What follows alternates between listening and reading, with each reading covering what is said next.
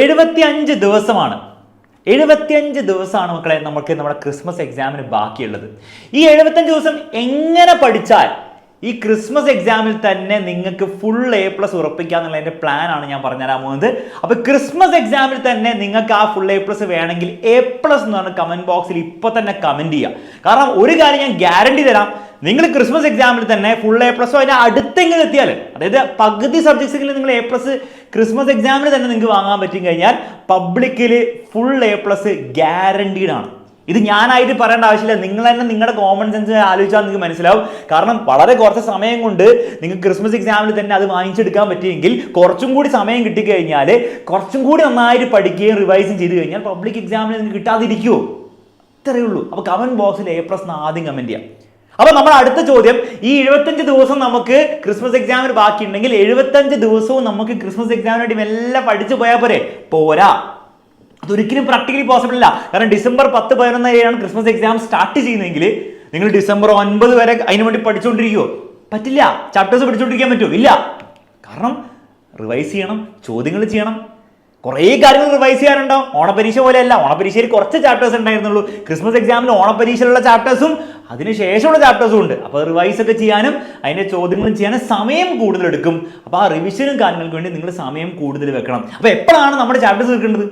Minimum നിങ്ങൾ November 15 ഈ സമയത്തോടു കൂടെ, ഈ ദിവസത്തോടു കൂടെ നിങ്ങളുടെ സിലബസ് തീർത്തിരിക്കണം. അങ്ങനെ ചെയ്തു കഴിഞ്ഞാൽ നിങ്ങൾക്ക് ഓൾമോസ്റ്റ് ഒരു മാസം ഫുള്ളായിട്ട് കിട്ടിയില്ലെങ്കിൽ ഏതാണ്ട് ഒരു മാസം നിങ്ങൾക്ക് എന്ത് ചെയ്യാം, പ്രോപ്പറായിട്ട് പഠിച്ച കാര്യങ്ങൾ റിവൈസ് ചെയ്യാൻ പറ്റും, ചോദ്യങ്ങൾ ചെയ്യാൻ പറ്റും. ആ സമയം ആവശ്യമാണ്. ഇതെന്തോ എക്സ്ട്രാ ചെയ്യുന്ന കാര്യമല്ല റിവിഷൻ എന്ന് പറഞ്ഞാൽ. പല വീട്ടിലും വിചാരിക്കുന്നത് റിവിഷനൊക്കെ എക്സ്ട്രാ അല്ലേ, നമ്മൾ ആദ്യം പഠിച്ചെടുക്കുക, ഇതിൽ പരീക്ഷ എഴുതുക. റിവിഷന് സമയം കിട്ടിയ നല്ല കാര്യം. ഒരിക്കലുമല്ല. നിങ്ങൾ റിവിഷൻ ചെയ്തില്ലെങ്കിൽ ഞാൻ ഗ്യാരണ്ടി തരുന്നു, നിങ്ങൾ പഠിക്കുന്നത് വേസ്റ്റ് ആയിരിക്കും. കാരണം പഠിച്ച പല കാര്യങ്ങളും നിങ്ങൾ ഓൾറെഡി മറന്നു പോയിട്ടുണ്ടാവും. അത് നിങ്ങൾ റിവൈസും കൂടെ ചെയ്തില്ലെങ്കിൽ ഒന്നും ആലോചിക്കാനില്ല. പരീക്ഷ ഹാളിൽ പോകുമ്പോൾ നിങ്ങൾ പഠിച്ചായിരിക്കും, പക്ഷേ നിങ്ങൾക്ക് ഉത്തരം എഴുതാൻ പറ്റില്ല. ഈ ഒരു സിറ്റുവേഷന് മുമ്പ് ഉണ്ടായിട്ടില്ലേ?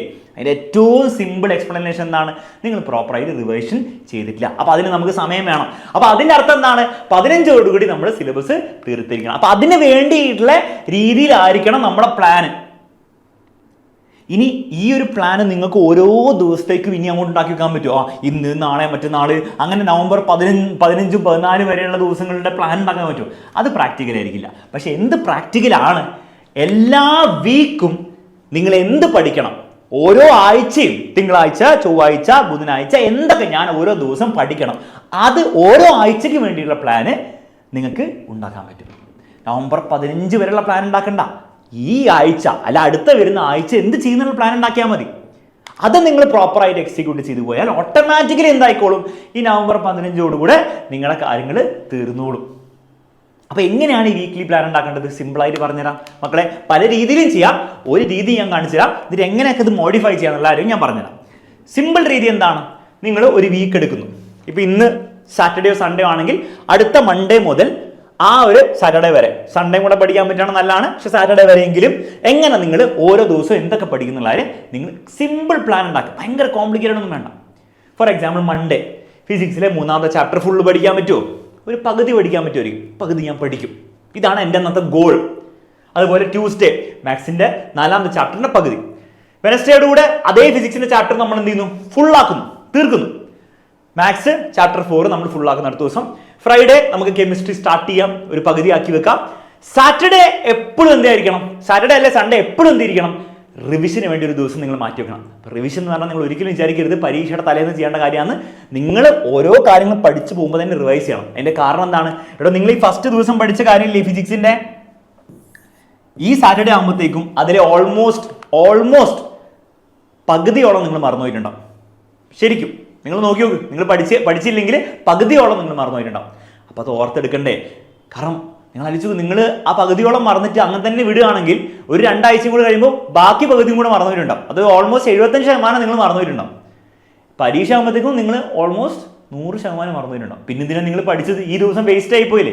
അപ്പോൾ ഒരിക്കലും വേസ്റ്റ് ആക്കരുത്. അത് വേസ്റ്റ് ആക്കാതിരിക്കണമെങ്കിൽ പീരിയോഡിക്കലി റിവൈസ് ചെയ്യണം. അപ്പോൾ ആ ഒരു കാര്യം കൂടെ നിങ്ങളുടെ ടൈം ടേബിൾ ഉണ്ടാവണം. അപ്പോൾ ഈ ദിവസങ്ങളിൽ വരെ പഠിച്ച മൺഡേ ടു ഫ്രൈഡേ പഠിച്ച കാര്യങ്ങൾ നിങ്ങൾ എന്ത് ചെയ്യണം? സാറ്റർഡേ കുത്തിയിരുന്ന് റിവൈസ് ചെയ്യുക. അന്നത്തെ ദിവസം പഠിക്കണ്ട.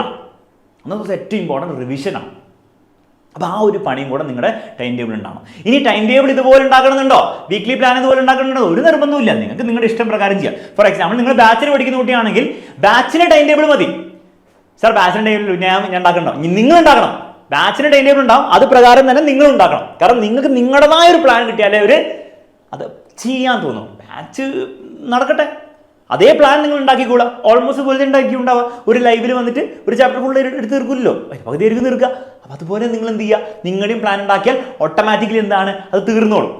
ബാച്ചിൽ ഇല്ലാത്ത കുട്ടിയാണ് നിങ്ങൾ സ്വന്തമായിട്ട് പ്ലാൻ ഉണ്ടാക്കുക. എന്നിട്ട് ഈ ക്ലാസ്സുകൾ എന്ത് ചെയ്യുക, ഒന്നെങ്കിൽ വൺ ഷോട്ട് കാണുക, അല്ലെങ്കിൽ നിങ്ങൾ സ്വന്തമായിട്ട് പഠിക്കുക. നിങ്ങളുടെ ഇഷ്ടമുള്ള രീതിയിൽ ചെയ്യാം. പക്ഷേ point is you should have A weekly plan. ഇനി ഈ വീക്ക്ലി പ്ലാൻ ഉണ്ടാക്കുമ്പോൾ ഒരു 3 ടിപ്സ് ഞാൻ പറഞ്ഞുതരാം. അതും കൂടി ചെയ്തു കഴിഞ്ഞാൽ ഭയങ്കര നിങ്ങൾക്ക് ഈസി ആയിരിക്കും കാര്യങ്ങൾ. ഫസ്റ്റ് കാര്യം, നിങ്ങൾ ഒരു വീക്ക് ഫുള്ളായിട്ട് പ്ലാൻ ചെയ്യണം. മൾട്ടിപ്പിൾ വീക്സ് പ്ലാൻ ചെയ്യണമെന്ന് നിർബന്ധമില്ല. ഒരു വീക്ക് നിങ്ങൾ ഫുൾ പ്ലാൻ ചെയ്യാം. അങ്ങനെ 2-3 ആഴ്ച കഴിയുമ്പോൾ നിങ്ങൾക്ക് മനസ്സിലാവും നിങ്ങൾ സ്ലോ ആണോ ഫാസ്റ്റ് ആണോ എന്നുള്ളവർ. ഭയങ്കര സ്ലോ ആയിട്ടാണ് നിങ്ങൾ പോകുന്നെങ്കിൽ, ഫോർ എക്സാമ്പിൾ ഒരു ചാപ്റ്റർ പഠിക്കാൻ വേണ്ടി നിങ്ങൾ 5-6 ദിവസം എടുക്കുന്നുണ്ടെങ്കിൽ അത് പ്രാക്ടിക്കൽ ആയിരിക്കില്ല. നവംബർ 15 നിങ്ങൾ സിലബസ് തീർക്കാൻ പറ്റില്ല. അപ്പോൾ അതിനനുസരിച്ച് നിങ്ങൾ സ്പീഡ് കൂട്ടണം. ഓക്കെ, ഓവർ സ്പീഡ് ആണെങ്കിൽ നിങ്ങൾക്ക് അത് മനസ്സിലാവും. അപ്പോൾ 2-3 വീക്ക് നിങ്ങൾ ആക്ച്വലി ചെയ്യുമ്പോൾ നിങ്ങൾക്ക് മനസ്സിലാവും. രണ്ടാമത്തെ കാര്യം, നിങ്ങൾ ചെയ്യേണ്ട ഒരു കാര്യം, ഫോർ എക്സാമ്പിൾ നിങ്ങൾ വീക്ക്ലി പ്ലാൻ ഉണ്ടാക്കി അല്ലെ, ഇതുപോലത്തെ വീക്ക്ലി പ്ലാൻ ഒക്കെ ഉണ്ടാക്കി, എന്നിട്ട് മൺഡേ ദിവസം കഴിഞ്ഞു. അപ്പോൾ ട്യൂസ്ഡേത്തെ കാര്യങ്ങൾ നിങ്ങൾ എഴുതി വെച്ചിട്ടുണ്ട്. പക്ഷേ നിങ്ങൾ മൺഡേ രാത്രി കിടക്കുന്നതിന് മുമ്പ് തന്നെ ട്യൂസ്ഡേ എക്സാക്ട്ലി എന്താണ് ചെയ്യാന്നുള്ള കാര്യം ഒന്നും കൂടി നിങ്ങൾ സെറ്റാക്കണം. അതായത് മാത്സിലെ 4ാമത്തെ ചാപ്റ്ററിലെ പകുതിയാണ്. പക്ഷെ ഒന്ന് ആലോചിച്ച് നോക്കുക, മാത്സിലെ 4ാമത്തെ ചാപ്റ്റർ നിങ്ങൾ സാധനങ്ങളൊക്കെ ഉണ്ടോ, ഒന്നെങ്കിൽ ബാച്ച് ലൈവ് ഉണ്ടോ, അല്ലെങ്കിൽ നിങ്ങൾക്ക് പഠിക്കാനുള്ള വൺ ഷോട്ട് ഉണ്ടോ, അതൊക്കെ ഒന്ന് റെഡിയാക്കി വെക്കാം. ഒരിക്കലും എന്ത് ചെയ്യരുത്, അന്ന് സ്കൂൾ കഴിഞ്ഞ് വന്നിട്ട് അപ്പം നിങ്ങൾ ചിന്തിക്കരുത് എവിടെ പോയി ഇതിൻ്റെ നോട്ട്ബുക്ക്, എവിടെ പോയി ഇതിൻ്റെ യൂട്യൂബിലെ ക്ലാസ് അല്ലെങ്കിൽ ബാച്ചിൻ്റെ ക്ലാസ്, അപ്പം ചിന്തിക്കുക. അതൊക്കെ നേരത്തെ റെഡിയാക്കി വെക്കുക. അങ്ങനെ നേരത്തെ നിങ്ങൾ റെഡിയാക്കി വെച്ച് കഴിഞ്ഞാൽ അടുത്ത ദിവസം വരുമ്പോൾ തന്നെ നിങ്ങൾക്ക് ഫ്രിക്ഷൻ ഇല്ലാതെ നേരെ കാര്യത്തിലേക്ക് കൊണ്ട് കിടക്കാൻ പറ്റും. അവിടെ ഫ്രിക്ഷൻ വന്നു കഴിഞ്ഞാൽ നമുക്ക് എന്താണ്, നമുക്ക് കുറച്ച് മടിയൊക്കെ വരും. അപ്പോൾ നമ്മൾ മെല്ലെ തുടങ്ങാം. അപ്പം 5 മണി 5:30 ആയിട്ടുള്ളൂ, 6:30 ആവട്ടെ, മെല്ലെ തുടങ്ങാം. ആ പ്രശ്നം വന്നാൽ തീർന്നു. അപ്പോൾ അതുകൊണ്ട് തന്നെ ആ ഒരു ദിവസത്തെ പ്ലാനിങ് തലേ ദിവസം എല്ലാം റെഡിയാക്കണം. നോട്ട്ബുക്ക് റെഡി ആയിരിക്കണം. അതിന് വേണ്ടി എല്ലാ കാര്യങ്ങളും നിങ്ങൾ റെഡിയാക്കിയേ പറ്റുള്ളൂ. അങ്ങനെ നിങ്ങൾ ചെയ്താൽ ഭയങ്കര ഈസി ആയിട്ട് നിങ്ങൾക്ക് എന്ത് ചെയ്യാൻ പറ്റും, ആ ദിവസത്തെ പ്ലാന് എക്സിക്യൂട്ട് ചെയ്യാൻ പറ്റും. മൂന്നാമത്തെ ഒരു ട്രിക്കും കൂടി ഞാൻ പറഞ്ഞുതരാം. സയൻറ്റിഫിക്കലി വർക്ക് ചെയ്യുന്ന ട്രിക്കാണ്, അല്ലാതെ വെറുതെ ഞാൻ കോമഡി പറയല്ല. അതായത് നിങ്ങൾ അന്ന് ചെയ്യാൻ പോകുന്ന കാര്യങ്ങൾ നിങ്ങൾ എന്ത് ചെയ്യുക, ഒന്ന് വെറുതെ വിഷ്വലൈസ് ചെയ്യാം. ഓക്കെ, അതായത് നിങ്ങൾ സ്കൂൾ വിട്ട് വന്നു, സാധാരണ കാര്യങ്ങളൊക്കെ ചെയ്യുക, ഭക്ഷണം കഴിച്ചു, കാര്യങ്ങൾ ചെയ്യുക, പഠിക്കാനെ പറ്റി ചിന്തിക്കുന്നു. അപ്പോൾ നിങ്ങൾക്കൊരു മടി വരുന്നു അല്ലേ, എല്ലാവർക്കും മടി വരും, വേണം ഇപ്പോൾ വേണം, കുറച്ച് നേരം ഗെയിം കളിച്ചിട്ട് പോരെ, കുറച്ച് നേരം ഇൻസ്റ്റാഗ്രാമിൽ സ്ക്രോൾ ചെയ്തിട്ട് പോരെ, ഇതൊക്കെ കളിക്കുന്നു. പക്ഷെ നിങ്ങൾ ആ തോട്ടിനെ മറികടക്കുന്നു, ഇല്ല ഞാൻ പഠിക്കും. അതൊക്കെ നിങ്ങൾ വിഷ്വലൈസ് ചെയ്യാം. ഓക്കെ, നിങ്ങൾ മാക്സിമം ഡീറ്റെയിൽ വിഷ്വലൈസ് ചെയ്യാം. അപ്പോൾ അതിൻ്റെ ഇടയിൽ പഠിക്കാൻ നിങ്ങൾ തുടങ്ങുന്നു. അതും വിരസമൊന്നുമില്ല, മാത്സ് ആണ്, ബുദ്ധിമുട്ടുണ്ട്. പക്ഷെ എന്നാലും നിങ്ങൾ ഞാൻ പഠിക്കാതെ പറ്റില്ല, കാരണം എന്നാണേലും ഞാൻ പഠിക്കണം. അപ്പോൾ ഇന്ന് ഞാൻ പഠിച്ചു കഴിഞ്ഞാൽ എനിക്ക് A+ കിട്ടും ഒക്കെ ആലോചിക്കുന്നു. നമ്മൾ പഠിക്കുന്നു, അതിനിടയിൽ ഡിസ്ട്രാക്ഷൻസ് വരുന്നുണ്ട്, ഫോണിൽ നോട്ടിഫിക്കേഷൻ വരുന്നുണ്ട്, ചേട്ടനോ ചേച്ചിയോ അനിയനോ ആരെങ്കിലുമൊക്കെ എന്തൊക്കെയോ പറയുന്നുണ്ട്. പക്ഷെ നമ്മൾ ആ ഒരു സമയം നമ്മൾ പഠിക്കും. അതിന് കഴിഞ്ഞിട്ട് എല്ലാം നമ്മൾ ചെയ്യാൻ വേണ്ടി പ്ലാൻ ചെയ്തിട്ടുണ്ട്. ഗെയിം കളിക്കാനും ഇൻസ്റ്റാഗ്രാം നോക്കാനും ഒക്കെ നമ്മൾ സമയം പ്ലാൻ ചെയ്ത് വെച്ചിട്ടുണ്ട്. പക്ഷേ ഈ സമയത്ത് ഇതൊക്കെ നിങ്ങൾ വിഷ്വലൈസ് ചെയ്യുക. അതായത് ആ പഠനത്തിനിടയിൽ വരുന്ന ബുദ്ധിമുട്ടുകളും ആ ബുദ്ധിമുട്ടുകളും നിങ്ങൾ എങ്ങനെ ഓവർകം ചെയ്യുന്നുള്ള കാര്യം നിങ്ങൾ വിഷ്വലൈസ് ചെയ്ത് കഴിഞ്ഞാൽ സയൻറ്റിഫിക്കലി സ്പീക്കിംഗ് നിങ്ങൾ ആ കാര്യങ്ങൾ ആക്ച്വലി ചെയ്യില്ല, നമ്മൾ അടുത്ത ദിവസം ചെയ്തോ, അപ്പോൾ നിങ്ങൾക്ക് കുറച്ചുകൂടി ഈസി ആയിരിക്കും. കാരണം ഈ കോംപ്ലിക്കേഷൻസ് ഒക്കെ, ഈ കൺഫ്യൂഷൻസ് ഒക്കെ മനസ്സിൽ നിന്ന് നിങ്ങൾ ഓൾറെഡി ക്ലിയർ ചെയ്ത് കഴിഞ്ഞു. അപ്പോൾ ആ കൺഫ്യൂഷൻസ് വരുമ്പോൾ നിങ്ങളുടെ മനസ്സിൽ, നിങ്ങൾ ഓൾറെഡി നിങ്ങളുടെ സബ് കോൺഷ്യസിൽ തന്നെ എന്തുണ്ട്, അതിൻ്റെ സൊല്യൂഷൻസ് ഉണ്ട്, അത് തന്നെ അങ്ങോട്ട് വന്നോളും. ഈ ഒരു കാര്യം ഭയങ്കര പവർഫുൾ ആയിട്ടുള്ള കാര്യമാണ്. ഞാൻ നിങ്ങൾക്ക് വെറുതെ പറഞ്ഞു തരാം. മാത്രമല്ല, ഞാനും പലപ്പോഴും ബുദ്ധിമുട്ടുള്ള ദിവസങ്ങളിൽ അല്ലെങ്കിൽ കഷ്ടപ്പാടുള്ള ദിവസങ്ങളിൽ ഞാനും എന്ത് ചെയ്യും, നേരത്തെ ഇതുപോലെ വിഷ്വലൈസ് ചെയ്യും. അപ്പോൾ എനിക്ക് കുറച്ചും കൂടി കാര്യങ്ങൾ എന്താണ് ഭയങ്കര ഈസിയായി മാറാറുണ്ട്. അപ്പോൾ ഈ ഒരു ട്രിക്കും കൂടെ നിങ്ങൾക്ക് ഉപയോഗിക്കാവുന്നതാണ്. ഈ ട്രിക്കും കൂടി ഉപയോഗിച്ചിട്ട് വീക്ക്ലി പ്രോപ്പറായിട്ടുള്ള പ്ലാൻ ഉണ്ടാക്കി നവംബർ 15 നമുക്ക് നമ്മുടെ ക്രിസ്മസ് എക്സാമിൻ്റെ കംപ്ലീറ്റ് സിലബസ് തീർക്കണം. എന്നിട്ട് ക്രിസ്മസ് എക്സാമിന് തന്നെ ആ A+ അടിച്ച് നമുക്ക് വേറെ ലെവലിലെത്തണം. വേണ്ടേ? വേണം. ഓക്കെ, അപ്പോൾ അതിന് വേണ്ടിയിട്ടുള്ള വീക്ക്ലി പ്ലാൻ ആണ് ഞാൻ പറഞ്ഞത്. അപ്പോൾ ഈ വീക്ക്ലി പ്ലാൻ എല്ലാവരും ഉണ്ടാക്കുമെന്ന് ഞാൻ പ്രതീക്ഷിക്കുന്നു. നിങ്ങളും ഉണ്ടാക്കുമെങ്കിൽ കമന്റ് ബോക്സിൽ yes sir I will make A weekly plan എന്ന് പറഞ്ഞിട്ട് ഒരു കമന്റ് ബോക്സിൽ മലയാളത്തിൽ ഇംഗ്ലീഷിൽ എങ്ങനെ വേണമെങ്കിൽ കമന്റ്. നമുക്ക് ഇനിയും കാണാം.